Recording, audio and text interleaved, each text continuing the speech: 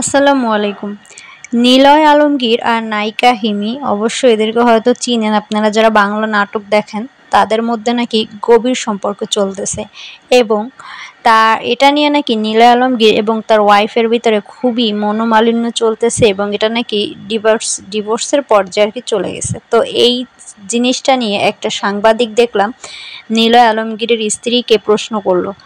ঠিক আছে? তো বিষয়টা একদম অদ্ভুত লাগলো যে সরাসরি নাম ধরেই প্রশ্ন করা হইলো। আচ্ছা, আমি বুঝি না আমাদের দেশের সাংবাদিক ভাইয়াদের কি সংসার নাই? মানে তারা কি জানে না যে একজন হাসব্যান্ড সম্পর্কে একজন ওয়াইফকে এভাবে সরাসরি প্রশ্ন করা এই জিনিসটা তার কাছে কেমন লাগে পাবলিক প্লেসে, তাই না? যে নাম উল্লেখ করে।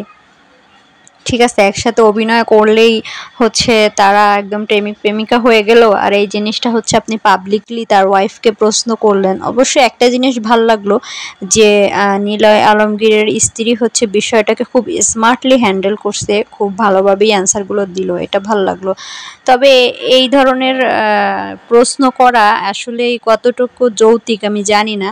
কারণ হচ্ছে যে তারা একসাথে কাজ করে ঘনিষ্ঠ হইছে বা হইতে পারে। কিন্তু একটা ওয়াইফকে তার স্বামী সম্পর্কে এভাবে পাবলিকলি প্রশ্ন করা ঠিক না।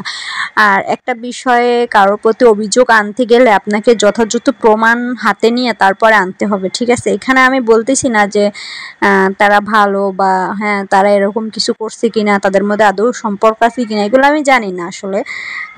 সেটা আমি আসলে জানি না।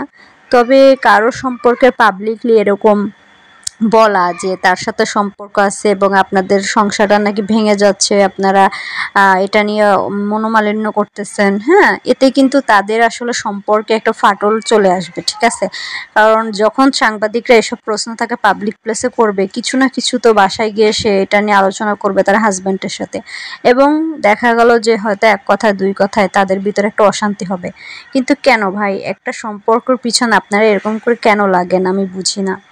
থাকতে দেন, তাদের মতো ভালো আছে। আপনাদের কি মানে আর কোনো আসলে টপিক নাই যে একটা মানুষকে পাবলিক প্লেসে এইভাবে আপনাদের প্রশ্ন করতে হবে, তাকে বিব্রত করতে হবে? এগুলো করার কোনো মানে আছে?